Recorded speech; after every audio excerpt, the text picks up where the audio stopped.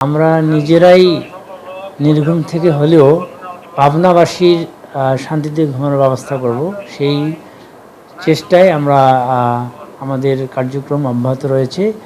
গত 19 তারিখে স্বাধীন কনস্ট্রাকশন, এখানে আমাদের পাবনা মেডিকেলে প্রায় 250 কোটি টাকার একটা প্রজেক্টের কাজ চলছে। সেখানে অতর্কিতভাবে কিছু দুষ্কৃতিকারী হামলা করে এবং এতে কনস্ট্রাকশন সাইটের দুজন সিকিউরিটি গার্ড ইমরান এবং হাবিবুর এরা গুরুতর আহত হয় এবং তাদের কথা মতে যে প্রায় 20 লক্ষ টাকা চাঁদা দাবি করে এবং সেই তথ্যের ভিত্তিতে আমাদের আইনি প্রক্রিয়া নেওয়া হয় এবং এজাহার হয় এবং আমরা যে এজাহার নামে আসামি কিলার মাসুদ, সজল এবং নকশাল ইসমাইল, তাদেরকে গ্রেপ্তার করতে সমর্থ হই। আমাদের ডিবি পুলিশের